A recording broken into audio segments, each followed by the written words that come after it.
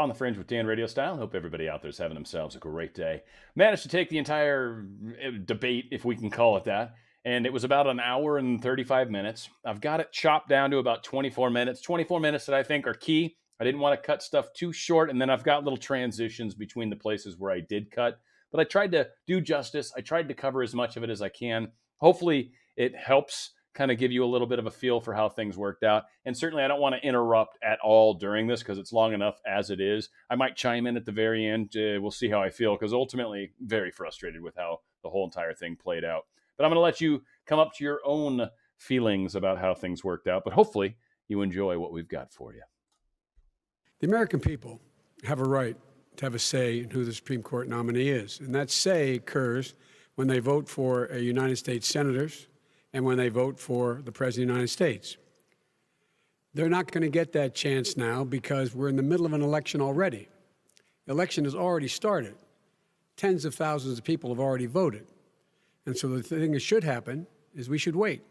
We should wait and see what the outcome of this election is, because that's the only way the American people get to express their view is by who they elect as president and who they elect as vice president.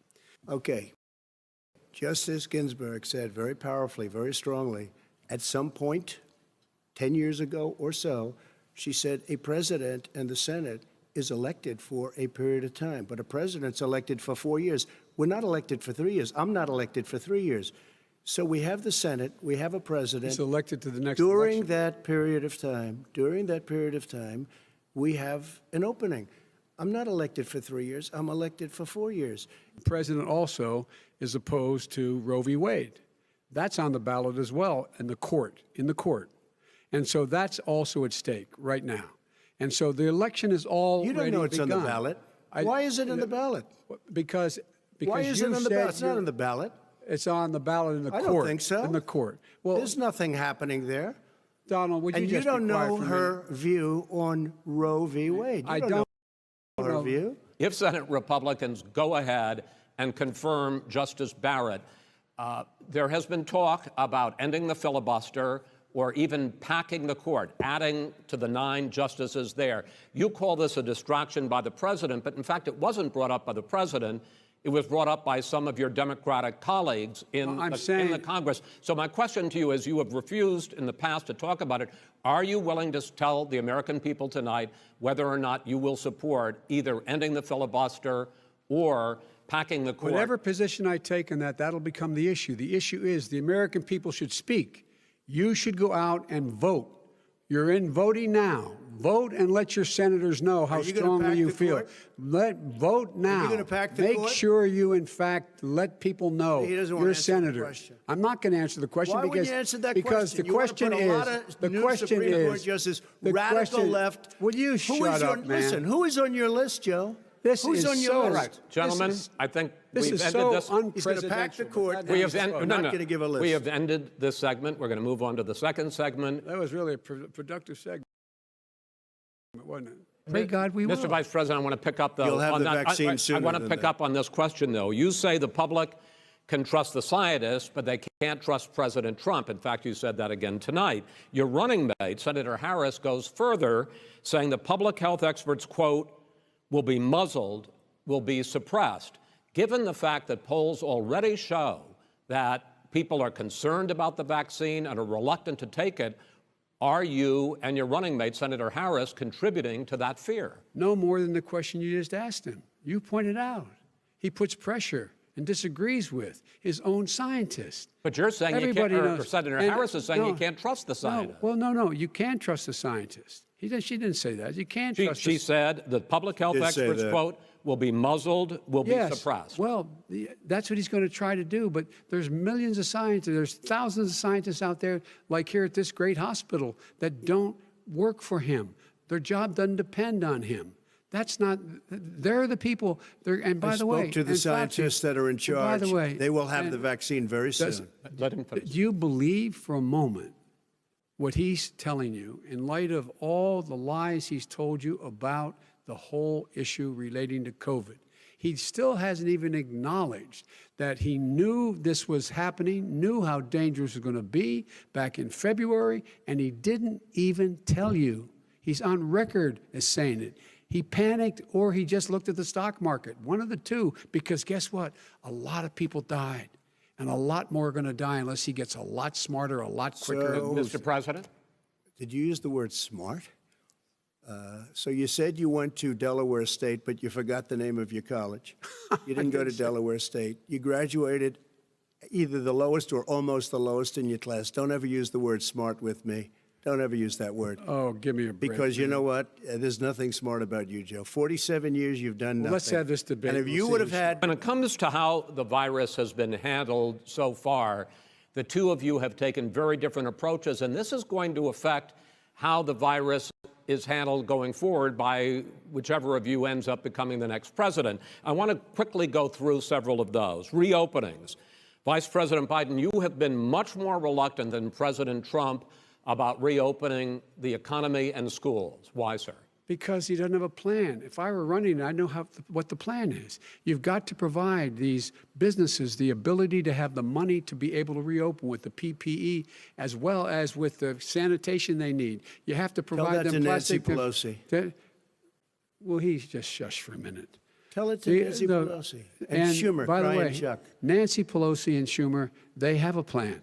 He won't even meet with them. The Republicans won't meet with the Senate. And he sits in his golf course. And well, I mean, literally, think about it. You probably play more than I do, Joe. What about this question of reopenings and the fact... Well, he wants to shut down this country. And I want to keep it open. And we did a great thing by shutting it down. Wait a minute, Joe. Let me shut you down for a second, Joe, just for 1 second. He wants to shut down the country. We just went through it. We had to because we didn't know anything about the disease. Now we found that elderly people with heart problems and diabetes and different problems are very, very vulnerable. We learned a lot. Young children aren't. Even younger people aren't. We've learned a lot. But he wants to shut it down. More people will be hurt by continuing. If you look at Pennsylvania, if you look at certain states that have been shut down, they have Democrat governors all. One of the reasons they're shut down is because they want to keep it shut down until after the election on November 3rd. I want to move on to another because subject. It's a I want to move political on to another subject. But those states are not doing well that are shut down right now. Got to respond to that. Your different approaches has even affected the way that you have campaigned. President Trump, you're holding large rallies with crowds packed together, thousands of people. Outside. Outside, yes, sir, agreed. Vice President Biden, you are holding much smaller events with... Because nobody will show up. People with... Well, it's true. Nobody shows up to his rallies. All right. In any case, why you holding the big rallies? Why you not? You go first, sir. Because people want to hear what I have to say. I mean, but are you not worried about it spreading as a disease? president, and I'll have 35,000 people show up at airports. We use airports. Are you not worried about the disease We have a lot of issues, people. Sir? Well, so far, we have had no problem whatsoever. It's outside. That's a big difference, according to the experts. And we do them outside. We have tremendous crowds, as you see. I mean, and literally on 24 hours' notice. And Joe does the circles and has 3 people someplace. Okay. By the way, did you see one of the last big rallies he had? And a reporter came up to him to ask him a question. He said, no, stand back. Put on your mask. Put on a mask. Have you been tested? I'm way far away from those other people. That's what he said. I can't. I'm going to be okay. He's not worried about you. He's not worried about the people out there breathing in one another. We've had no negative effect. No negative effect. We've had no negative effect. And we've had 35,000, 40,000 people at these rallies. Just quickly finish up because I want to move on to our next. Yes, I would. He's been totally irresponsible the way in which he has handled the social distancing and people wearing masks, basically encourage them not to. I know that you pay a lot of other taxes, but I'm asking you the specific question. Is it true that you paid $750 in federal income taxes each of those 2 years? I paid millions of dollars in taxes, millions of dollars of income tax. And let me just tell you, there was a story in one of the papers. I paid $38 million 1 year. I paid $27 million. Show us your tax returns. I went, you'll see it as soon as it's finished. You'll see it. You know, if you want to go to the Board of Elections. There's a 118-page or so report that says everything I have, every bank I have, I'm totally under-leveraged because the assets are extremely good. And we have a I built Sir, a great I'm asking you a specific question, which But is... let me tell you... I understand all of that. Release your I tax understand all return. of that. But let me... No, Mr. President. Go ahead. I'm asking you a question. Will you tell us how much you paid in federal income taxes in 2016 and 2017? Millions of dollars. You paid millions of dollars? Millions of dollars, So yes. not 750? Millions of dollars, and you'll get to see it. And you'll get to see When? it. But let me just Inshallah? tell you, Chris, let me just tell you something, that it was the tax laws. I don't want to pay tax. Before I came here, I was a private developer. I was a private business people. Like every other private person, unless they're stupid, they go through the laws, and that's what it is. He passed a tax bill that gave us all these privileges for depreciation and for tax credits. We build a building and we get tax credits, like the hotel on Pennsylvania Avenue. You get a massive, which, by the way, was given to me by the Obama administration, if you can believe that. Now, the man got fired right after that happened. But Vice President Biden, you want to respond? Yeah, I do want to respond. Look, the tax code that made him, put him in a position that he pays less tax than a school teacher makes, on the money a school teacher makes, is because of him he says he's smart because he can take advantage of the tax code. And he does take advantage of the tax code. That's why I'm going to eliminate the Trump tax cuts. And I'm going to eliminate those tax cuts and make sure that we invest in the people who, in fact, need the help. People out there need help. But why didn't you do it over the last 25 years? Because you weren't president. Because you weren't president screwing things up. You were a senator. And You're by the way, worst you were president America has ever had. Hey, Come Joe, on. let me just tell you, Joe. I've done more in 47 months. I've done more than you've done in 47 years, Joe. We've done things that you never even thought of doing, including fixing the broken military that you gave me, including taking care of your vets. Mr. President, is it fair to say he blew it when fact, when there was record low unemployment before COVID? Yeah, but because what he did, even before COVID, manufacturing went in the hole. Manufacturing went in the hole. Excuse number me, one. Chris. Wait. Number two. Chris. Number three. They said it would take. No, you were number two. No. Chris. They said it would take a miracle to bring back manufacturing. I brought back 700,000 jobs. They brought back nothing. They gave up on manufacturing. Part of my standard fare. I'm the guy that brought back the automobile industry. All right, let him. We brought back. I was asked to bring back Chrysler and General Motors. We brought them back right here in the state of Ohio and Michigan. He blew it. They're gone. He blew it. And in fact, they're going. Ohio had the best year it's ever had last year. Michigan had the best year they've ever had. That is not Many true. car companies came in from Germany, from Japan, went to Michigan, went to Ohio. They're not having And they didn't come in with you. Mr. Vice President, go ahead. All right, gentlemen. China ate your lunch, Joe, and no wonder your son goes in and he takes out billions of dollars. Takes out billions of dollars to manage. He makes millions of dollars. And also, while we're at it, why is it, just out of curiosity, the mayor of Moscow's wife gave your son $3.5 million. What did he do to deserve it? What did he do with Burisma to deserve $183,000? You've asked your question, let him answer. None of that is true. Oh, really? Totally, he didn't get $3.5 million? Mr. President, totally, Mr. President, please. Totally discredited. Totally discredited. And by the way, well, wait, he didn't get $3.5 million, Joe? Mr. Vice, he got $3.5 million. It is not true. Oh, really? Mr. President, the issue of race. Vice President Biden, you say that President Trump's response to the violence in Charlottesville 3 years ago, when he talked about very fine people on both sides, was what directly led you to launch this run for president. Oh, yeah, sure. President Trump, you have often said that you believe you have done more for black Americans than any president, with the possible exception of Abraham Lincoln. My question for the two of you is, why should voters trust you rather than your opponent to deal with the race issues facing this country over the next 4 years? Vice President Biden, you go first. It's about equity and equality. It's about decency. It's about the Constitution. And we have never walked away from trying to require equity for everyone, equality for the whole of America. But we've never accomplished it. But we've never walked away from it like he has done. It is true. The reason I got in the race is when those people, close your eyes, remember what those people look like coming out of the fields carrying torches, their veins bulging, spewing anti-Semitic bile and accompanied by the Ku Klux Klan. A young woman got killed. And they asked the president what he thought. He said there were very fine people on both sides. No president has ever said anything like that. It is whose Now, minutes, sir. second point I'd make to you is that when Floyd was killed, when Mr. Floyd was killed, there was a peaceful protest in front of the White House. What did he do? He came out of his bunker, had the military use tear gas on him so he could walk across to a church and hold up a Bible. And then what happened after that? The bishop of that very church said that it was a disgrace. The general who was with him said all he ever wants to do is divide people, not unite people at all. This is a president who has used everything as a dog whistle to try to generate racist hatred, racist division. This is a man who, in fact, you talk about helping African Americans. 1 in 1,000 African Americans has been killed because of the coronavirus. And if he doesn't do something quickly, by the end of the year, 1 in 500 will have been killed. 1 in 500 African Americans.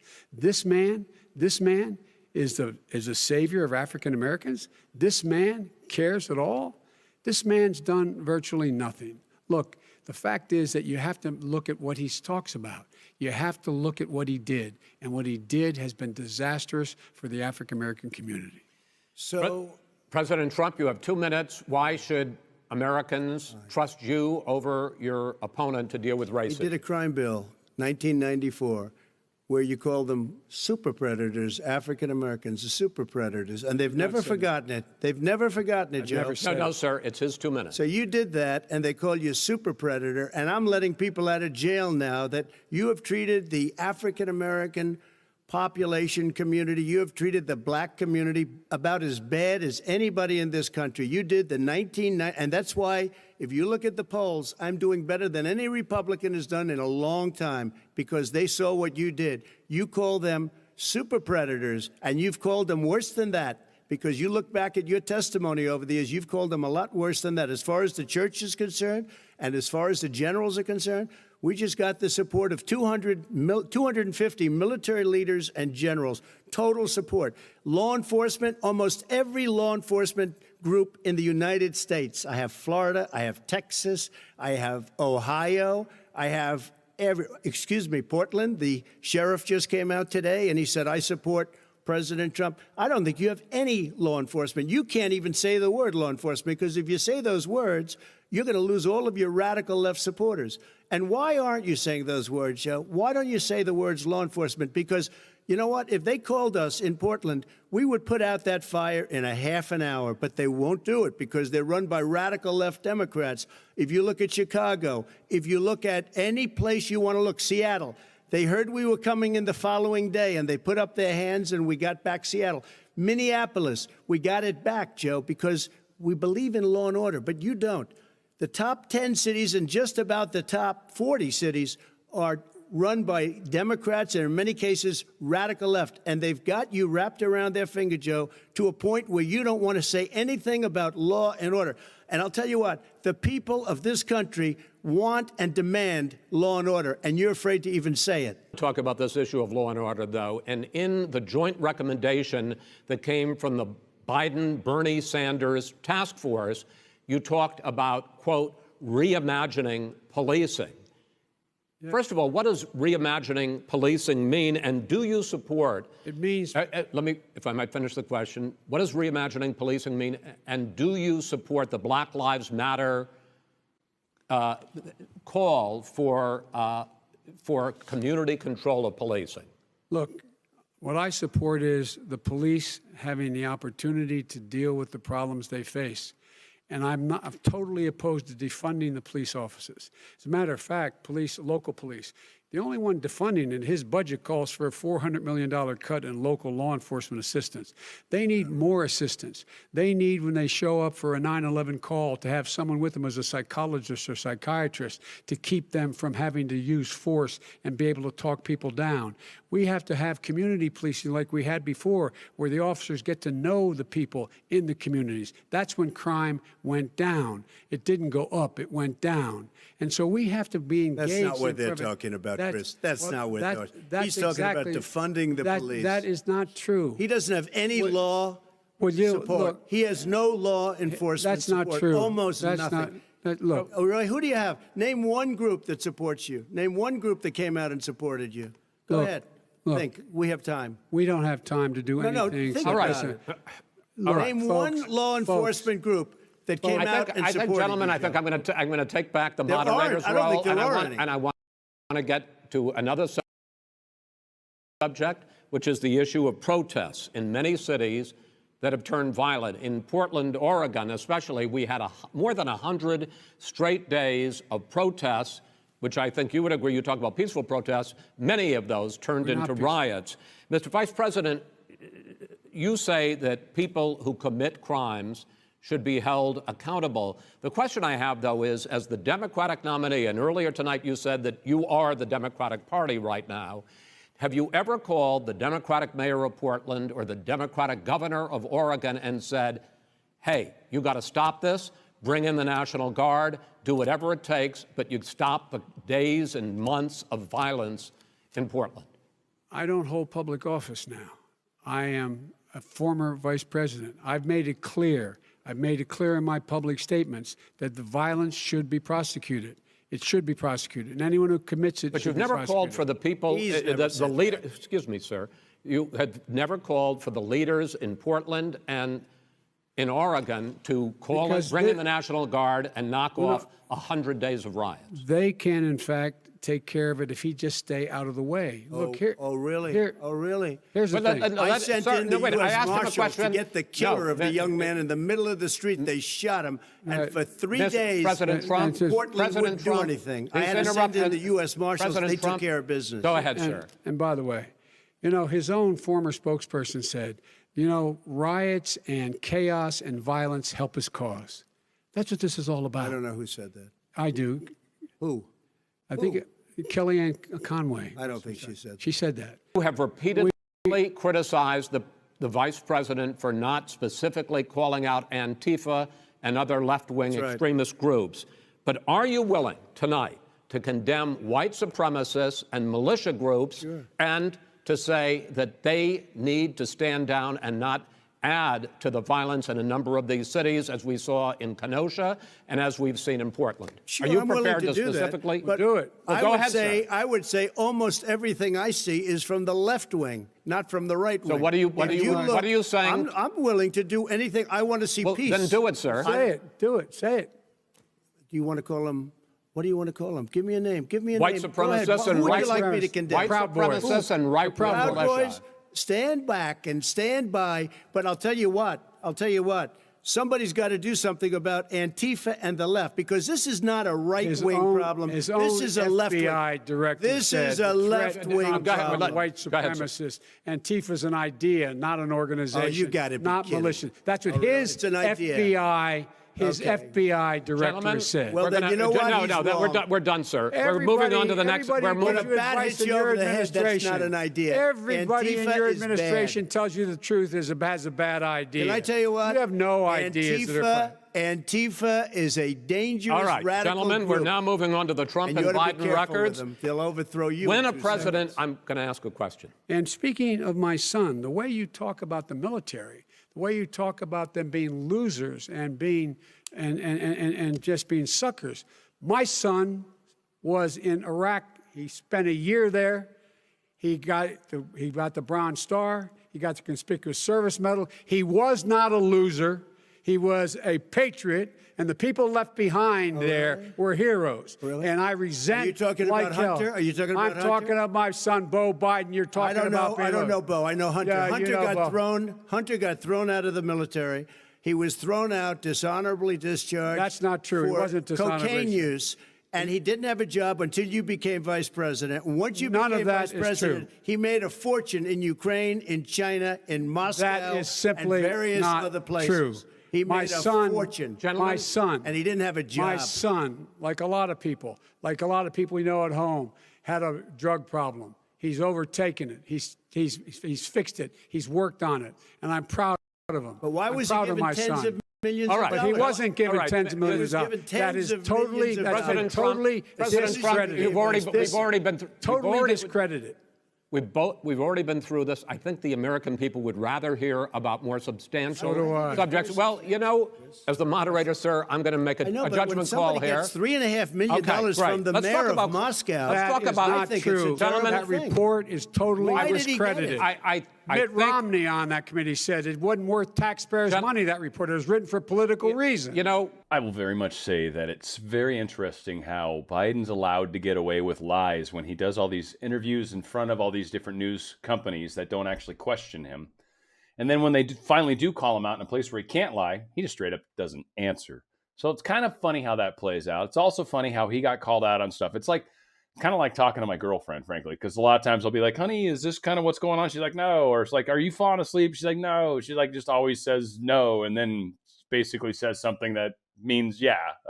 So it's kind of funny. It's just a natural reaction for a lot of people to deny and then eventually come around, like with his son using narcotics. Again, it's one of those things. A lot of people have that problem. It is an issue. It's a problem. And, I feel bad for you. I feel bad for your son. I feel bad what you had to go through. But when you get called out on facts and then you try to say, no, that's not true, that's not true, that's not true. Well, so yeah, it's kind of true. It makes everything you're doing seem that way. Now, does Trump lie, exaggerate, whatever? Yeah, it seems like it. It sure does seem like there are places where he probably says things that, he had to fall back on the bleach comment. First off, he didn't say bleach. He said inject disinfectant. And second off, saying that I was being sarcastic, it's like I was watching when you did it. You probably were being sarcastic, but you weren't being obviously sarcastic. This was a weird debate. The fact that they were talking over each other, the fact that they were kind of yelling over each other. Trump was, I will say, and I think it probably frustrated and angered many, but he was very quick to interrupt, and he did that throughout the whole thing. Now, yes, did Biden say a lot of things that weren't true, and it was probably driving Trump insane? Yeah. The other side of it is, Trump doesn't believe a lot of his people and the scientists and all that stuff. And Biden kind of calls him out on some of that. And, Trump's like, well, if they said that, it's not true. And a lot of it had to do around the vaccine and the vaccine being able to be widely available by the end of the year. And I guess that's questionable, but I've certainly heard a lot of different stories that suggest that they wouldn't really be able to get to millions of vials of vaccine until into the next year. That they could very well end up with hundreds of thousands of vials by the end of this year, which to me is still good, but it's kind of a semantics game. And when you listen to the way they discussed it, it was general release. They're using very general terms for a reason. They're confusing. You don't know exactly what they're saying. Again, this was interesting how it all played out. There was a small part of me that almost felt bad for Biden a few times. Some of his stuttering was pretty bad, but he got through it reasonably well. There were some people that talked about some strange collar that he may have had on that, people that maybe have had strokes or stuff like that might wear to help with things.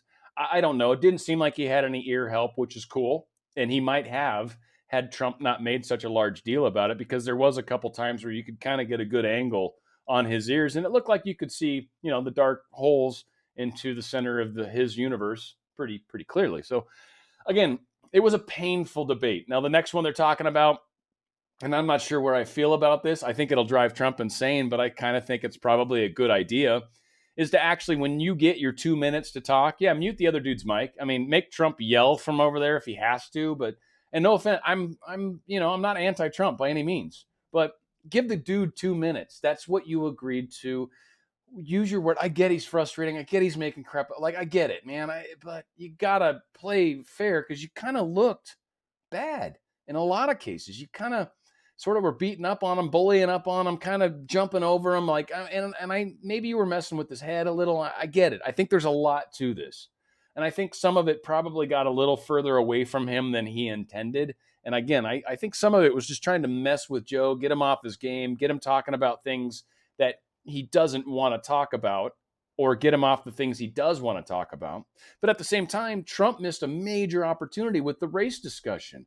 He completely missed the opportunity about the $500 billion platinum plan that he's putting into place and some of the criminal reform that he's done. He didn't talk about any of that. So Trump failed too. Now, did he win the election? I think so. I mean, I'm pretty sure he won the election. Did he come across as someone that's a bit over the top, very argumentative, very quick to talk over you? Yeah, and that doesn't look good for him. Did Biden look weak? Yes. Did Biden look like he can't complete a sentence? Yes. Did Biden look feeble? Yes. Biden, it scares me that he's actually what the other side's putting up. The other side, you've created Trump. You've created the scenario where we've got a very polarized set of leadership. Again, I think Trump's probably an amazing person in person. And I think he's frustrated being attacked every single day for the last 4.5 years. That would drive, I think, anybody nuts, especially considering if you look at how much money he's lost becoming our president. He could have just stayed off in the wings, kept making money. When taxes got weird, who knows, maybe move his business out of the country. But he didn't. He came for you and I, to help you and I. Patriot, I think, for sure. And there's lots of examples. That one of him standing on top of his Trump Towers in New York with holding the American flag. I mean, it was obviously 30, 40 years ago. Trump looks much, much younger. But it was a beautiful moment. So again, there's a lot of things to consider. Who won, who lost. I don't think anybody won this debate, and I think both people lost in this debate. I think Trump had a huge opportunity to pick up votes, to pick up some of the people in the middle, and I don't think he did. I think he frustrated the people in the middle. If anything, might have pushed him to a third party, which is also a good thing, because any vote that doesn't go to Biden and doesn't go to Trump is probably going to help Trump. But I'll tell you this much, folks, and as Biden kept saying and promised and trying to plead with people, get out and vote. That's what all of us need to do. Do you want to vote I want you to vote in person. I think that makes the most sense. I think voting by mail is definitely questionable. I'm not saying it doesn't work. I think it's going to work in the majority of the cases. But there's a lot of evidence that we've seen that suggests that there are at times moments where ballots have been lost, where ballots have been thrown away, damaged, and whatnot. I think the safest way is to go and actually do it in person. We'll see how this plays out again. I love you guys. I hope this was good for you. I put so much work into this. I don't even know if it was worth it, frankly. I hope it was. But yeah, I spent hours working on this. Probably not going to do that again. But it was good. And I don't know, 24 minutes versus an hour and 35. I don't know. I hope you like it. If you did watch the whole interview, hopefully I caught the better parts. It's up to you if you think so. But if not, for those of you that didn't see the entire thing, you don't really know anyway. But I think I did a pretty good job trying to cover the major questions. There were like 6 major questions, and then just gobs of going off into other tangents and stuff. So I mean, it was interesting to say the least, but it was almost painful to watch at many times. And of course, talking to my left-leaning friends this morning. I mean, they're in the same place. They're looking at Biden and going, it's just really sad that's who we've got. And then they looked over at Trump and said, and he was a jerk. I don't want to vote for him, but I don't want to vote for Biden either. So it accomplished that. It accomplished taking I think it probably took some people from Biden away from him because he's just not very good. But I don't think a lot of those translated back to Trump. And I think that's where Trump really kind of let down the bigger picture, the we the people bigger picture. I feel like he let us down a little bit. And maybe it was ego. Maybe it was lack of preparation. Maybe he was just, this guy's busy, man. I'm going to give him credit where credit's due. And the other person I want to give credit to, and I don't like him, but I'm giving him credit, Chris Wallace did an amazing job dealing with this. This was just a friggin' train wreck happening constantly. And I really have to give my kudos to Mr. Wallace. He did a good job. I don't normally like him. I consider him as deep state as they come. But I will be honest, I feel like he was reasonably fair. There was a couple places where I think he gave both sides a little bit of an advantage. And I think he did a pretty good job trying to herd cats for an hour and a half. So my hat's off. We'll see. Would you expect anything less for this election? This is going to be a historic, crazy-ass election, crazy-ass year. This just seems fitting for the bill. We'll see what the next 2 elections are, and I believe we've got Pence and Kamala Harris coming up like Saturday or something like that. So we'll stay tuned on that, though I doubt I will go to this level of effort for them. But hopefully it made a difference for you. If you like what I did, please hit the little PayPal link below. Just throw a little something my way. I spent some serious time on this. And otherwise, like, subscribe, all those things. I love you guys. We'll talk soon. Where we go, one. We go all. It's on the Fringe with Dan Radio Style.